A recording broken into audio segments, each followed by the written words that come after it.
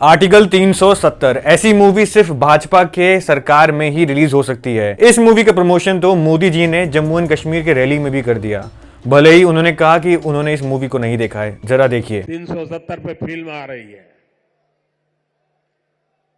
अच्छा है, लोगों को सही जानकारी मिलने में काम आएगी। आपको याद होगा आज से 2 साल पहले जब विवेक अग्निहोत्री द कश्मीर फाइल्स लेके आए थे, कैसे कश्मीरी हिंदुओं को कश्मीर से भगाया गया था, उनको मारा गया था। कई लोगों ने कहा था ये प्रोपेगेंडा फिल्म है। खैर वो एक कंट्रोवर्शियल फिल्म तो थी ही, लेकिन उसको लोगों ने बहुत प्यार दिया था। ये मूवी एक ब्लॉकबस्टर बनी थी जिसका बजट सिर्फ 20 करोड़ था और box office collection 340 crore. The Kashmir files में प्रोटैगनिस्ट ने ये जिक्र किया था कि आर्टिकल 370 को हटाना चाहिए, लेकिन कभी उसके बारे में डिटेल में बातचीत नहीं हुई थी कि इसका क्या मतलब होता है, इसको हटाने से जम्मू एंड कश्मीर के लोगों की लाइफ में क्या इम्पैक्ट पड़ेगा। और सिर्फ 2 साल के बाद आदित्य सुहास जाम्बले लेके आते हैं आर्टिकल 370, जो कि एक डिबेटेबल टॉपिक है since the independence of our country. ये मूवी एक अटेम्प्ट है to show the events that led to the nullification of article 370, जो कि जम्मू कश्मीर को एक स्पेशल स्टेटस देता है। इस मूवी में लीड रोल में आपको देखने को मिलेंगे Yami Gautam and Priyamani. They have done a good work in engaging the audience with the topic of article 370, but उस अमाउंट ऑफ डिटेल में बात नहीं करी of making the audience understand about article 370।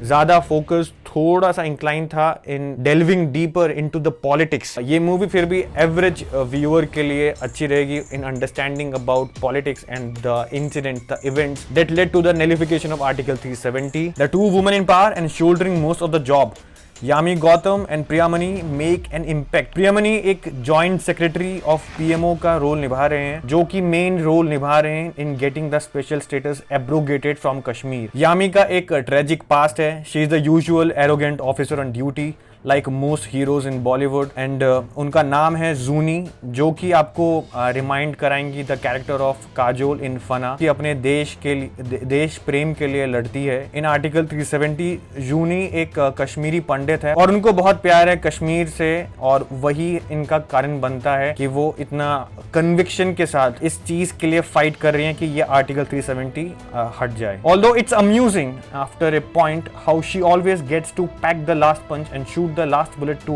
hail her as the undefeatable star। उनके कुछ monologues इतने powerful हैं कि आपको लगेगा कि स्टैंडिंग ओवेशन तो बनता है। इस मूवी के 6 चैप्टर हैं लाइक एनी हिस्ट्री और सिविक बुक। 2015 से 2019 के बीच में क्या क्या घटना घटी थी इन कश्मीर, और कैसे कश्मीर के साथ धोखा हुआ है बाय पॉलिटिशियंस एंड ब्यूरोक्रेट्स, कैसे कश्मीर के यंग लोगों को रेडिकलाइज किया गया और उनका ब्रेन वॉश किया गया into making them stone pelters, और उनको आज़ादी का गलत मतलब बताया गया। फिल्म मेकर्स कहते हैं कि ये एक इंस्पायर्ड मूवी है and you can not ignore how the 2 leaders in Kashmir have been painted as Farooq Abdullah and Mehbooba Mufti in a darker shade. इस मूवी का नरेशन बड़े ही स्किलफुली मैनर में दिखाया गया है और कवर करता है most of the major events happening in the valley, जिसमें आपको बुरनवानी, पुलवामा अटैक और कुछ लीगल एंड शॉकिंग इवेंट्स भी दिखाए जाएंगे। इस मूवी में कोई क्लीशे डायलॉग नहीं है और ना ही कोई देशभक्ति song to prove one's patriotism. The movie is high on production value which producer Aditya Dhar had earlier also managed in Uri which was released in 2019। आपको नरेंद्र मोदी का कैरेक्टर निभाते हुए दिखेंगे अरुण गोविल,